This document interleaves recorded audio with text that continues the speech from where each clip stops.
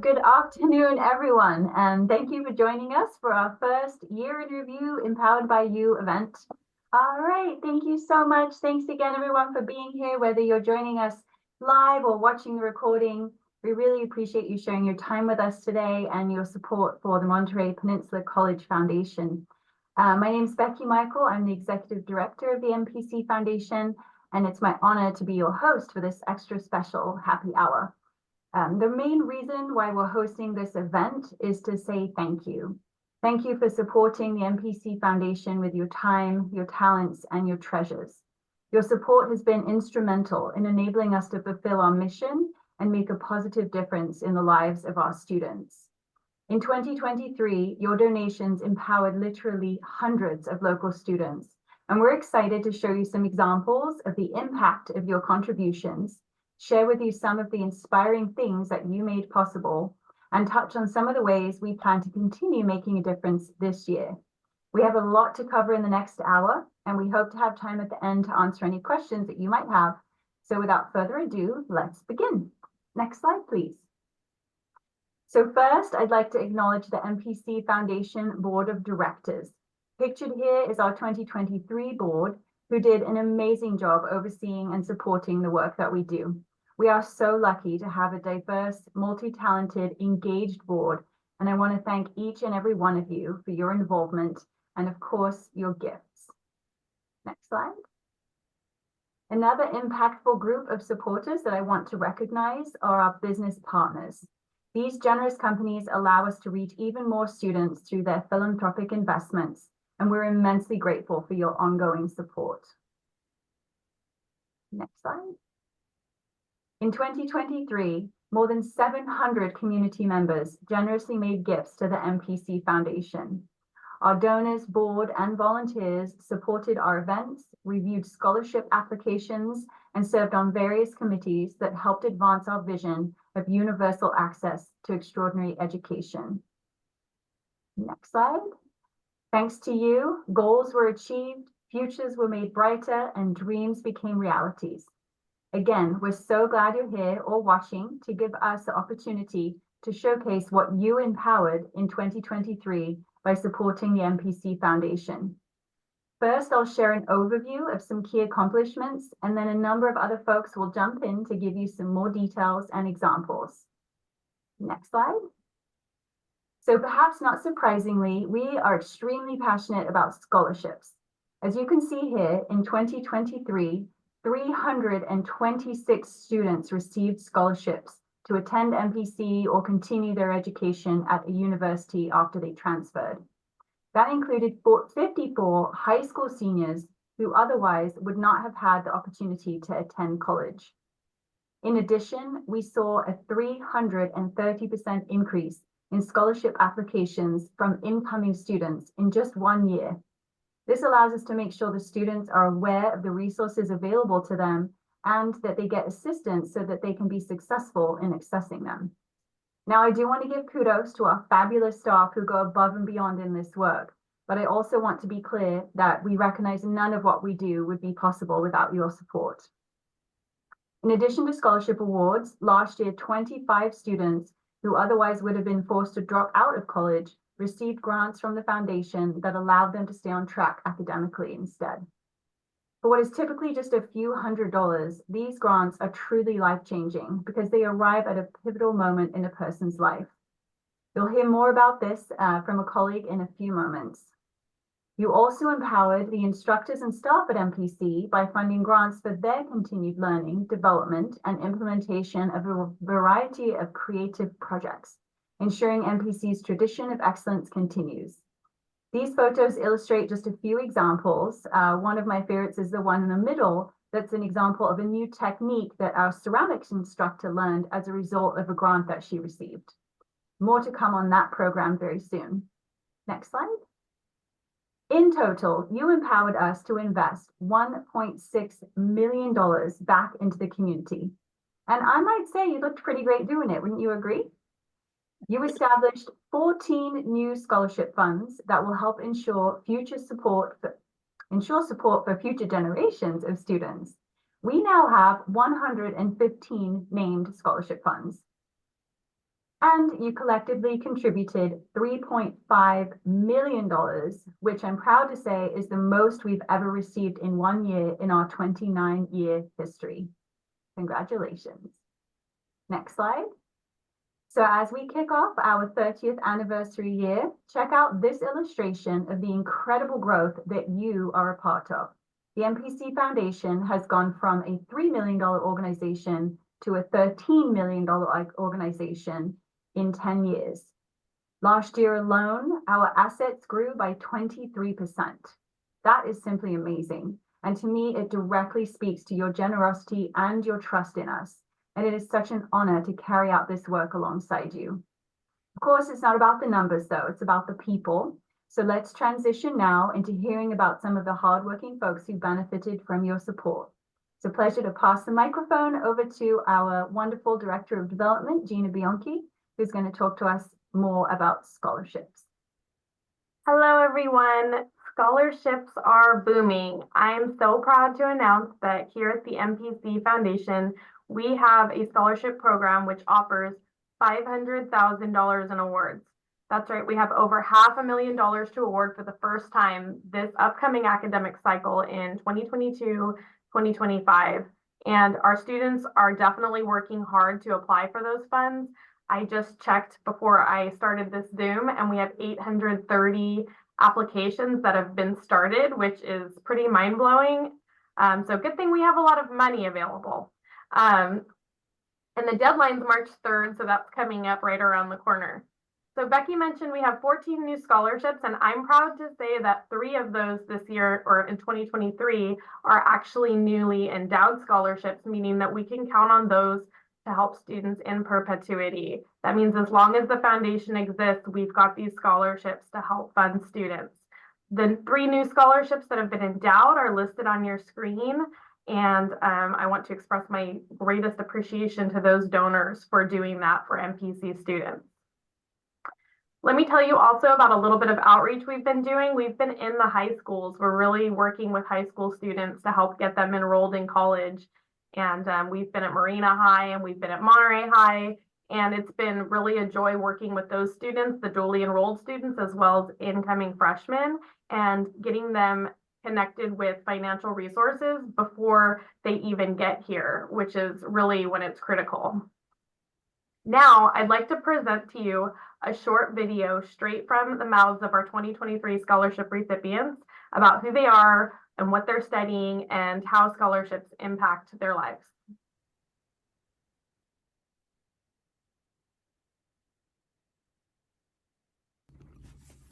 Hello, my name is Christian Quaylar, and I would like to thank the MPC Foundation donors for awarding me with the MPC Foundation Scholarship. I am 22 years old. I just completed the Monterey Peninsula College Fire Academy. I'm incredibly thankful to be receiving this scholarship. I'm in my 2nd year now, and the goal is to become either a nurse or a physician's assistant. The scholarship will help me tremendously because, I am a full-time student. I'm studying English, and I'm hoping to transfer with an associate's degree to an HBCU, Historically Black University. I am 19 years old. I was born and raised in Salinas, California, and I am the youngest of 4 girls. I have been attending MPC for a little over 2.5 years. The scholarship will play a role in getting me through some obstacles. It will definitely help me pay for some textbooks. After I graduate from MPC, I would like to transfer to a 4-year university to get my bachelor's degree in sociology. And after that, I would like to get into the master's program to become a social worker. I want to be a traveling nurse so I can take my son traveling everywhere and visit all the countries while also helping people, which was really awesome. There's a whole wide need of 3D arts, and there's a rise in technology and accessibility and a need for it, and I'm here for it. It's amazing, and it's awesome that MPC offers it. This scholarship has really helped me accomplish my goals I was working 3 jobs before the fire academy, and due to time constraints, I had to stop working all 3, which has been a struggle. So I am very appreciative of the scholarship. I am honored to receive this scholarship, and thank you so much to all of the MPC Foundation donors. As a single mom, it is really hard to go through college, and with these scholarships that you guys are providing for us, they're really helpful, and we can't thank you enough, literally. Thank you very much. I hope you have an amazing day and have a good one. Thank you so much. I really appreciate it. I'm so grateful for it.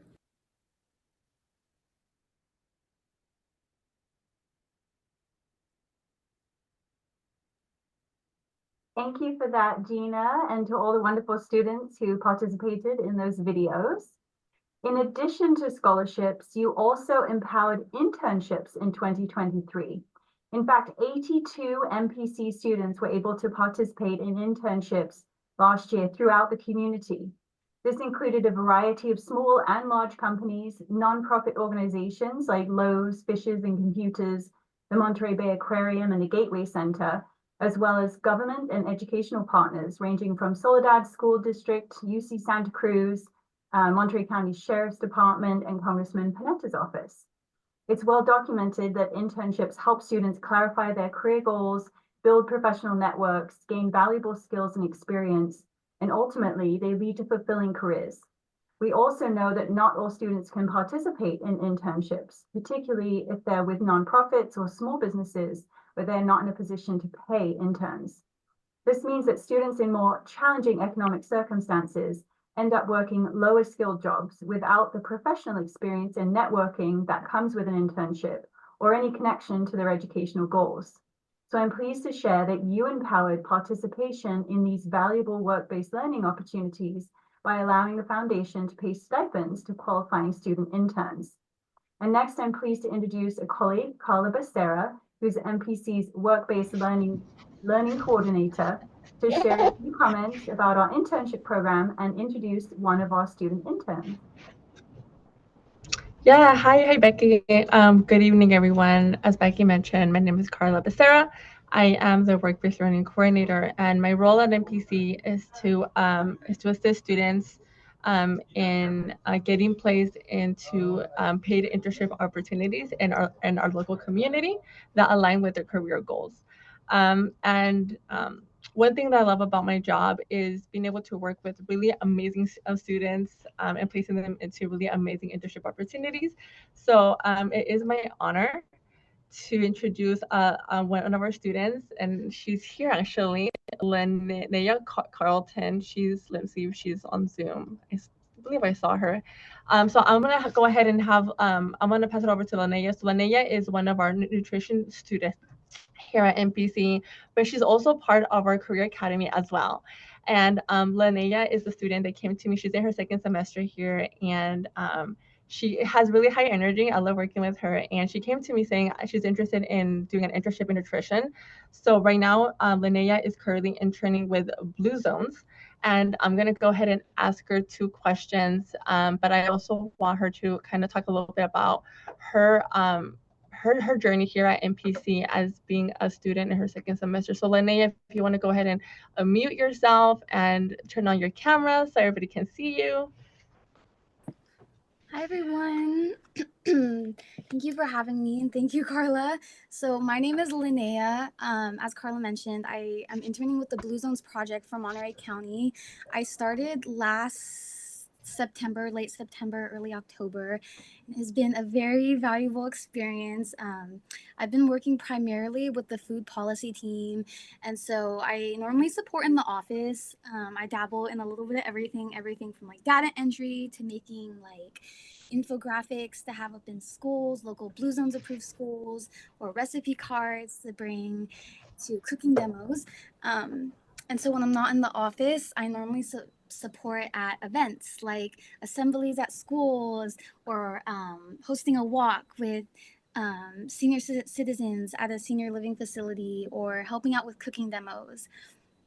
And so this experience has definitely been valuable when it comes to just like gaining career awareness within like public health and nutrition, but also being able to really immerse myself in the community and interact with kids and seniors and just the various members of the community. So thank you, Carla, for building that bridge or connection and with the Blue Zones Project, and to the foundation and all the donors for being willing to help fund and make this experience and opportunity possible. So thank you. Yeah, no, of course, Ladea. So I just want to ask you two questions. So my first question is, what was the most surprising thing that you learned during like your time interning at Blue Zones? That's a really good question. I think one of the biggest things I learned was how valuable teamwork is. I mean, like, I'm in the office and like the food policy team, like a lot of it is very collaborative and like being able to communicate, being able to bounce ideas off each other. And yeah, so I think that's one of the biggest things I learned. Nice. Okay, so the second question is, how has this experience helped you in your professional career? Because I know you are majoring in nutrition, so. Well, I think this internship helped in like two ways. I mean, from a more like, a more professional development, career awareness. I mean, I've definitely learned a lot about how health initiatives run, how success is measured and recorded, how events are carried out and organized. But also from another standpoint, I mean, like being able to work with the community and like talk to people and build relationships with, I mean, not just like the staff at the office, but also within people in the community. And so I think just getting a better understanding about like the realm of public health, but also being able to learn how to like foster relationships and connection. That's amazing. Yeah. So, Linnea, thank you so much for being here. Thank you so much for sharing your internship story. And, you know, one thing that I've mentioned about working with students is really helping them find an internship that connects to their career goal. And, you know, Linnea is one of the students I've had the honor of working with. And she's doing really amazing at Blue Zones. I've actually had the honor of talking to her supervisor, and she said nothing but amazing things about Linnea and that they really love having her in the office. And, you know, she's really good about working with individuals, and she has high energy in the office, which is always a plus there. So one thing is, Becky, I want to thank you for really supporting me and the efforts of being able to pay these students who are interning in our local community. That's really what I love about my job is every day I get to sit down with a new student and really get to know the student, being able to place them in really amazing internships that align with the career goals here at MPC. So thank you, Linnea, for being here. Thank you so much for all the work that you're doing with Blue Zones. And yeah, does anybody have any questions for me?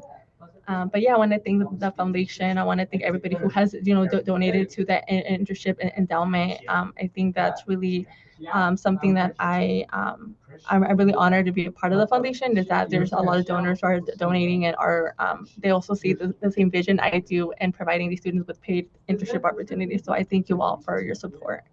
So yeah. Thank you, Carla, and thank you, Linnea, as well, for being here. We really appreciate you both. Next, Gina is going to talk to us about Faculty and Staff Advancement Awards. Thank you, Becky. So the MPC Foundation recognizes that MPC's greatest strength is our extraordinary faculty and staff.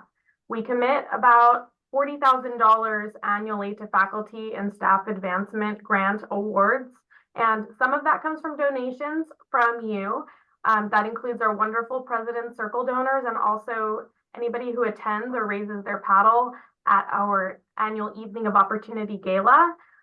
In addition to that, on the screen, you can see some of our lovely endowed funds that also support the Faculty and Staff Advancement Program. And these ones ensure that faculty and staff have funding that they need long into the future. We're really grateful to everyone who's designated endowed funds for FAFSA grants.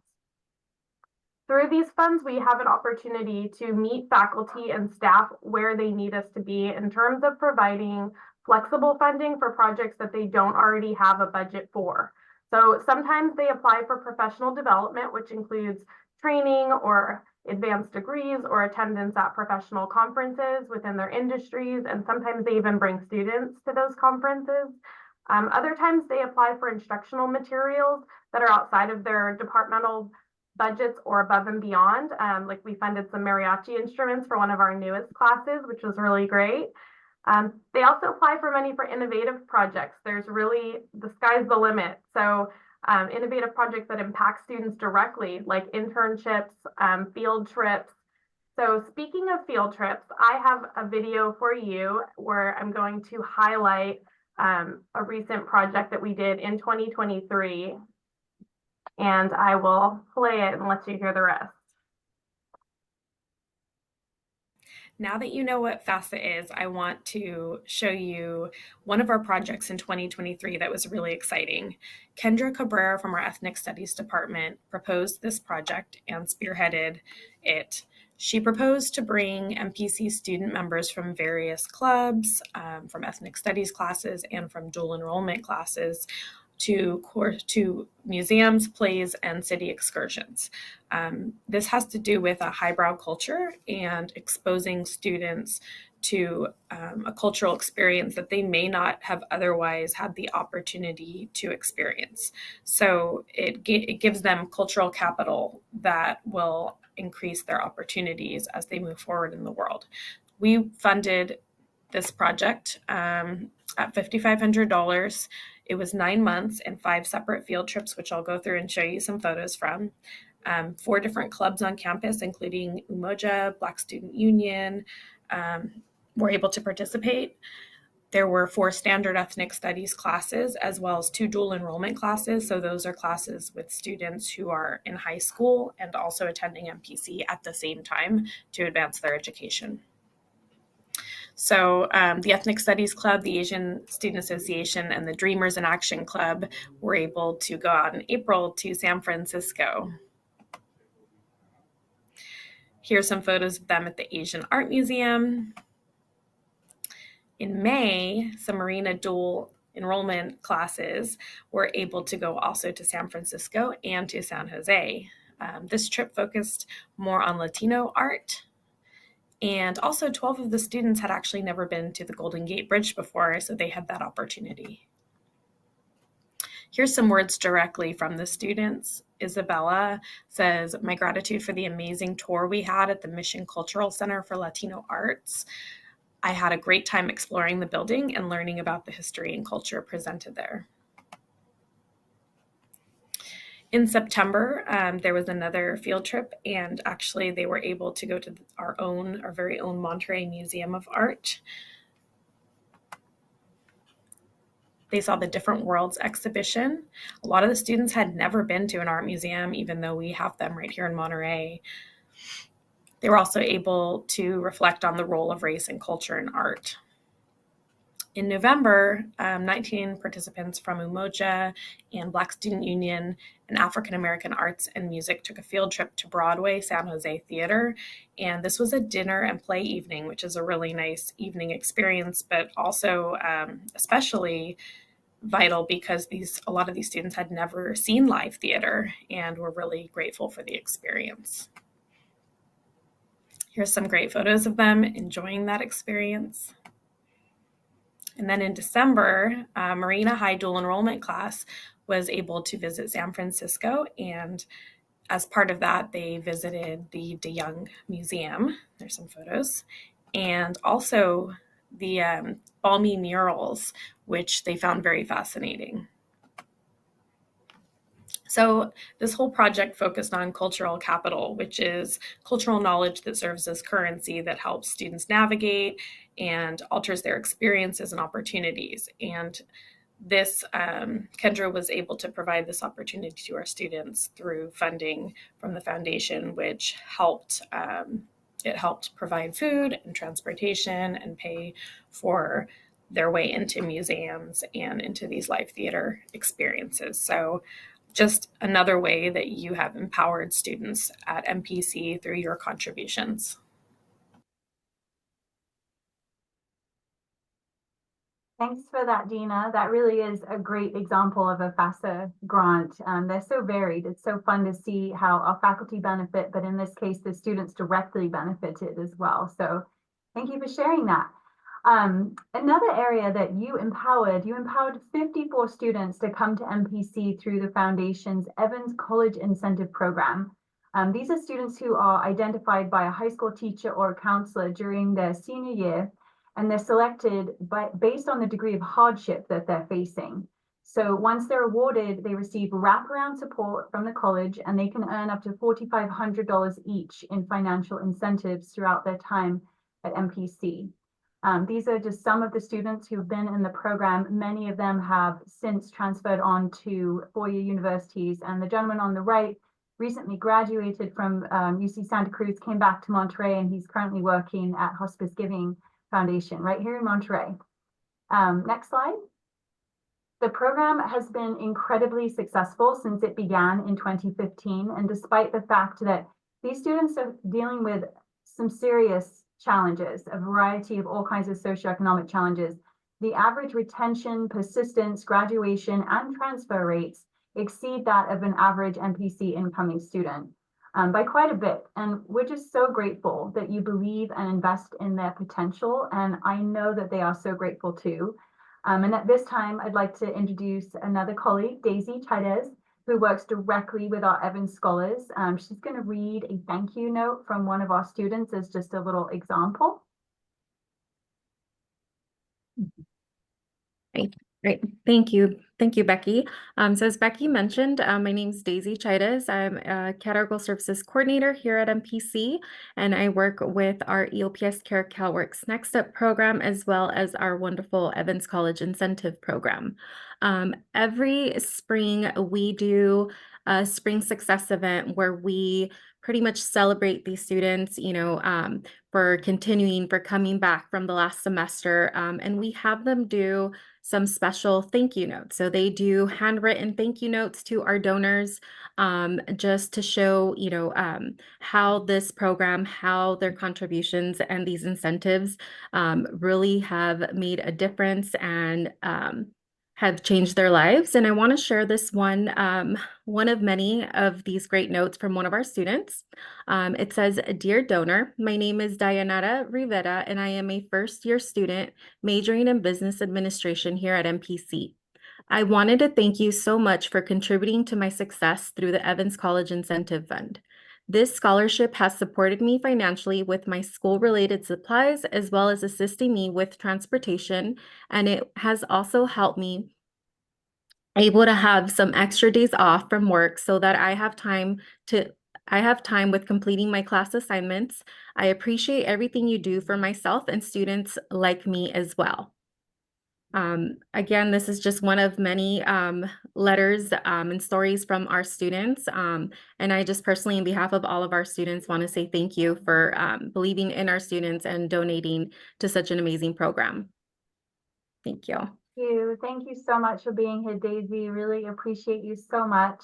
Another amazing colleague that we're excited is joining us this evening is Melissa Ariano. She's MPC's Basic Needs Coordinator, and she's going to talk to you about what she does, about the Basic Needs Center, and how it intersects with the Foundation's Emergency Assistance Program and ultimately help students persevere. So go ahead, Melissa. Perfect. Thank you so much. We are very excited. So our Basic Needs Center is a fairly new program. We developed it and started around September 2020. Within the past couple of semesters, we've had the opportunity to collaborate with the Foundation for these emergency grants. Really what we have discovered as we're connecting with these students who are eligible for the emergency grant is that these students are getting wraparound service. So what the process looks like with the students is that they have an opportunity to meet with me where I do one-on-one case management, and we refer them to campus resources, or we could also make community referrals to some of our community agencies.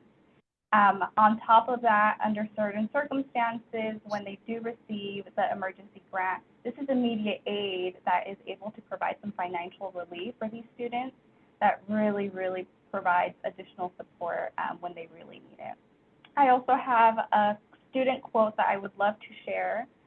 Specifically, this past semester, we had a female student who is doing phenomenally in regards to academics. They are currently in the nursing program. Unfortunately, just to some unforeseen circumstances, they had a fallout in their marriage and was not in a very stable place at their time, and they were very in need of getting some housing support. So with Emergency Student Grant, we were able to provide them with a housing deposit, and now they are completely independent on their own, and now, you know, able to focus on their academics and internship opportunities with CHOMP as well.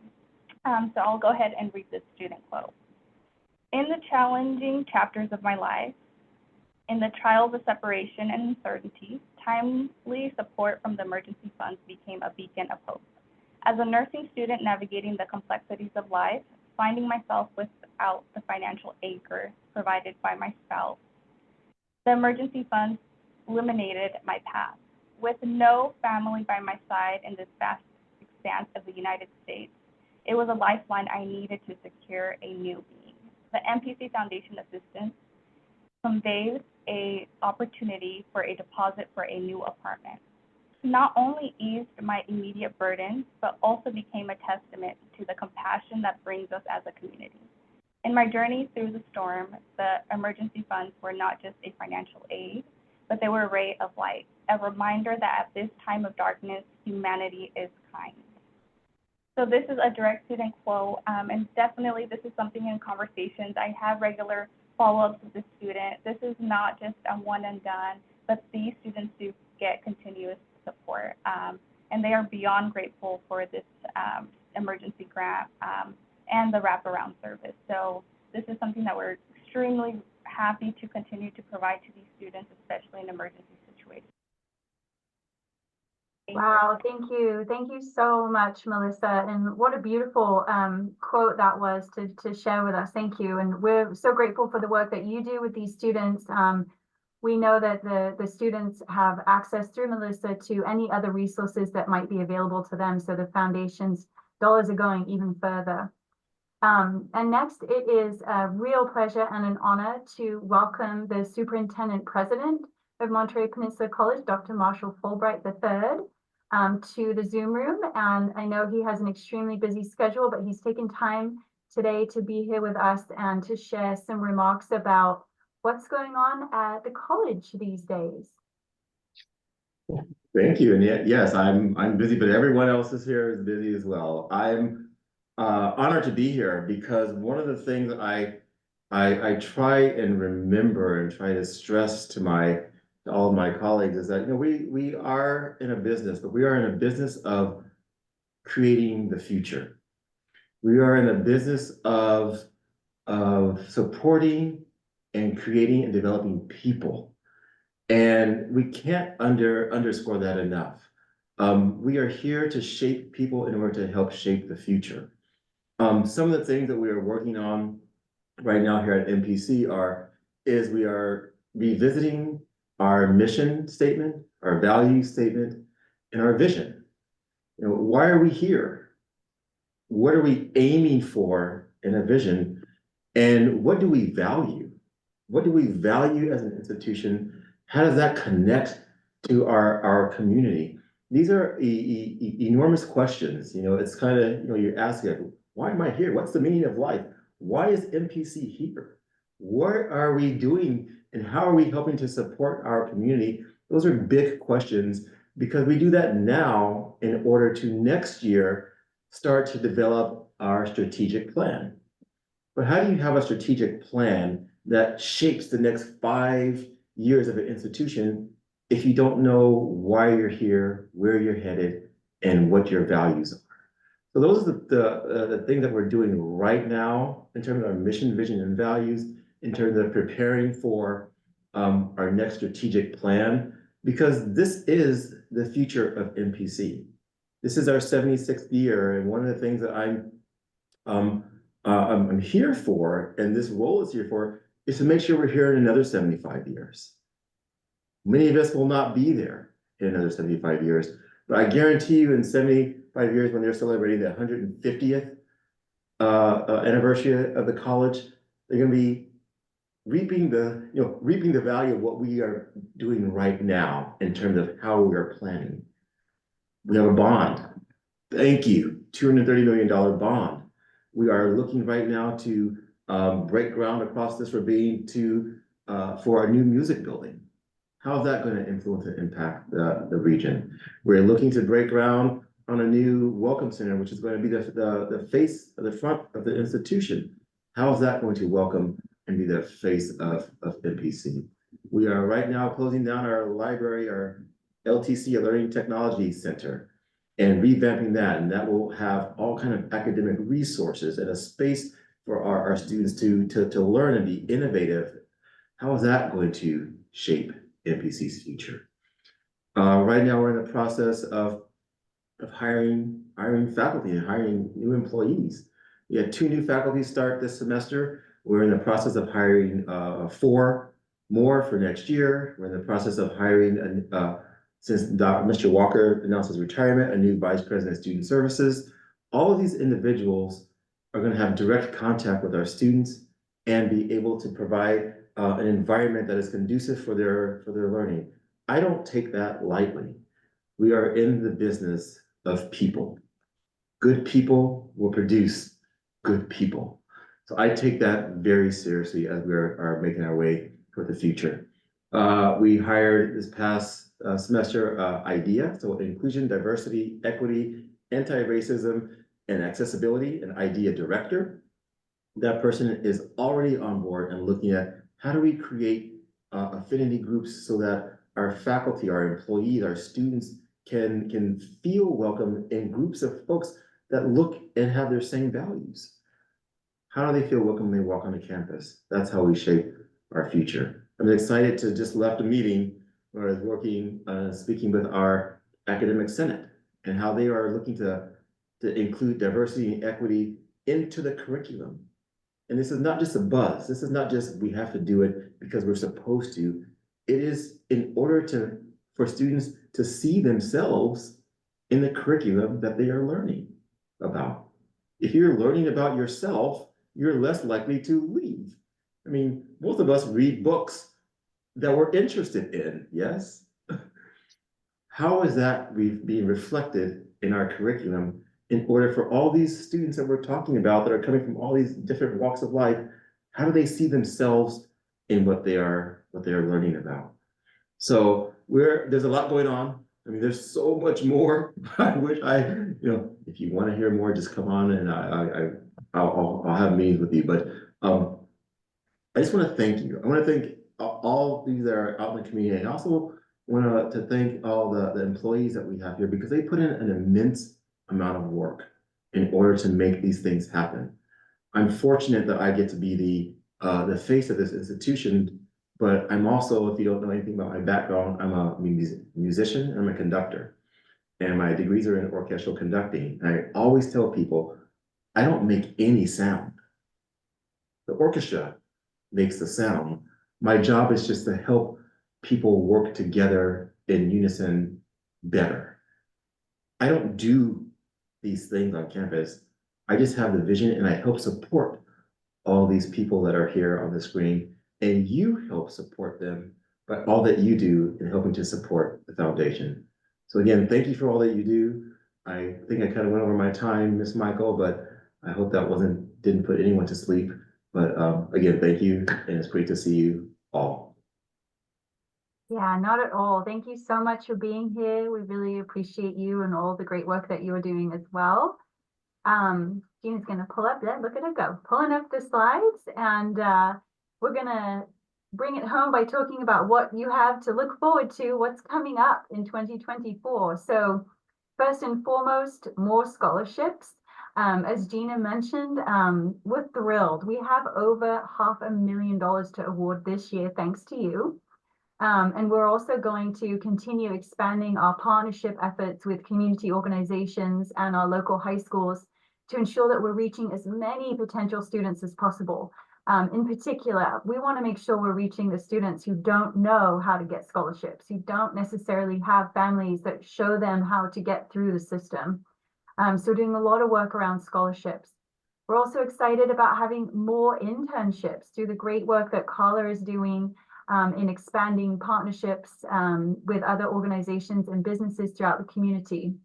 But another way that the foundation is continuing to help is we're building a sustainable source of funding to support those stipends that we discussed earlier. So through a federal matching grant, every donation that's made to our internship endowment is matched, so your dollar gets doubled.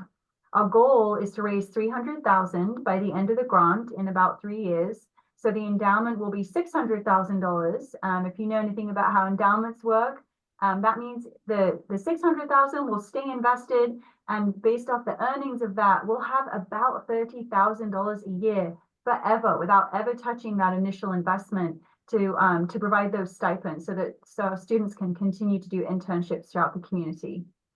We're also looking for new and exciting ways to engage with our community members, including some new volunteer opportunities, alumni speaking panels, and we're also reimagining our premier fundraising event, the Evening of Opportunity Gala. So one of the things that we realized, as Gina was mentioning, the sheer numbers of scholarship applications that we're receiving means we need an equal increase in the sheer numbers of volunteers who read those scholarship applications. So if you're not already involved and you'd like to be, or you know somebody, maybe someone who's retired now or someone who's just really passionate about education, please do let us know. We are always willing and looking for active, engaged, passionate volunteers.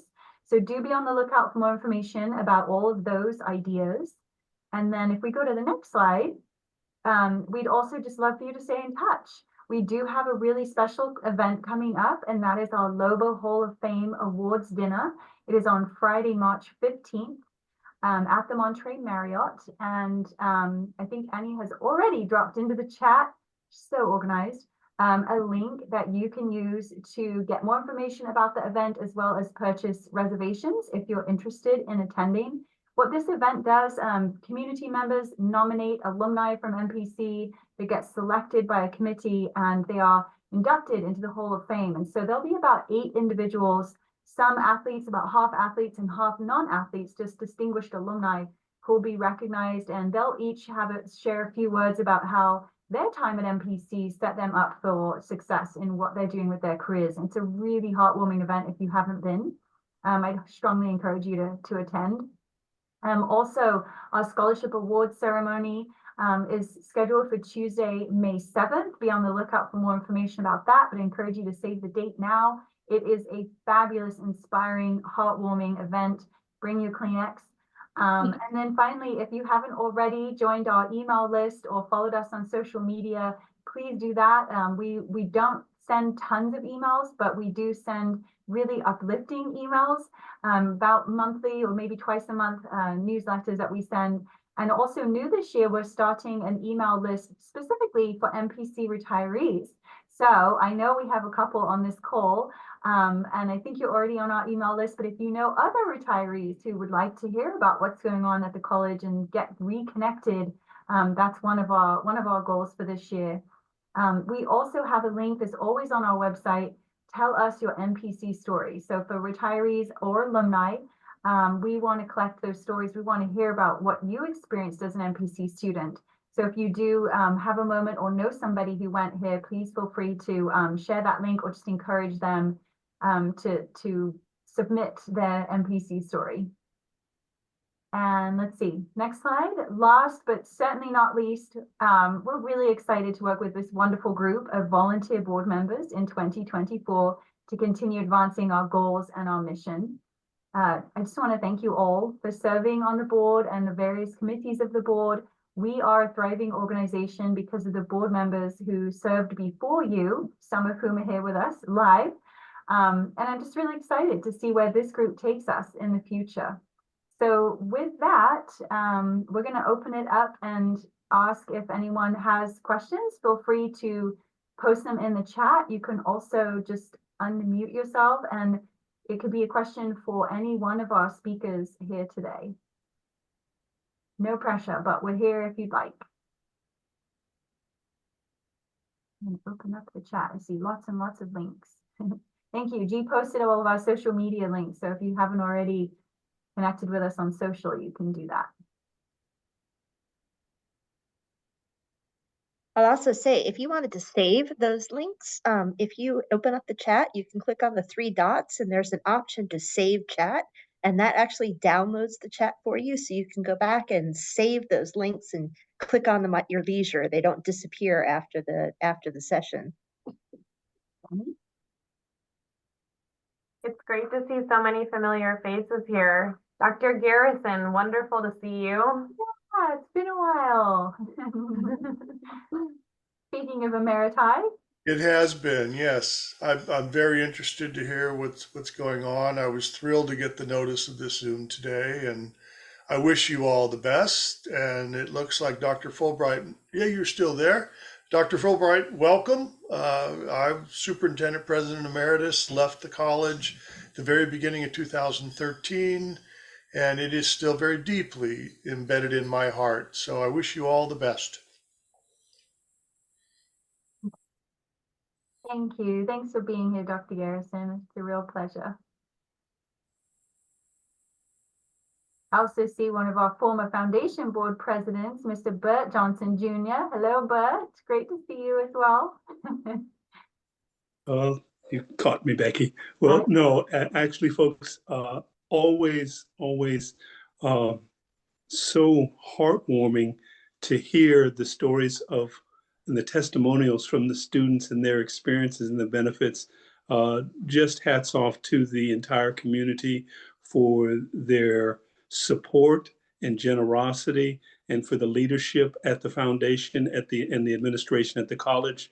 Dr. Fulbright, you folks are doing some exceptional things in the community. And what I really like about what you're continuing to do, and that started with Dr. Garrison and others, is ensuring the community and community college, is that you folks always reach out and you always make sure that we in the community are included in what's taking place in the college and its path forward. So thank you. Thank you, Bert. That's a wonderful, wonderful observation. Really appreciate it. I also want to call out our current board president as of a month ago, Jeremy Green, who is also an amazing alumni of MPC. So hello, Jeremy. Thanks for being here. Yeah, definitely. Thank you. And you guys did a good job of putting it together. What a wonderful presentation. It's nice to see. I really, what stuck with me is the bar graph that showed where we were short 10 years ago and where we are today. So we'll look forward to looking at that again, 10 years from now. So keep up the good work, and just happy to be a part. Thank you, Jeremy, CPA. Definitely spoken like a CPA.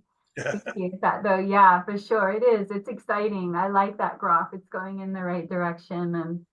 And yeah, thank you. Thanks for being a part of it. And I know many other board members here today, as well as faculty and staff. So I appreciate all of you guys taking the time. And if there are no other questions or comments, we'll let you get back to your evening. Oh, thank you, Annie.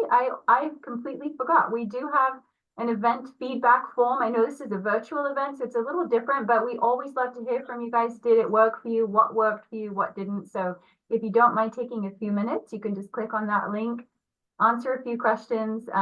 We do take feedback seriously, and we use it to plan future events. So if you don't mind, take a few minutes to do that. Otherwise, thank you all again so much for joining us, and have a lovely and safe evening. Thank you, everyone. Thank you. Great to see everyone.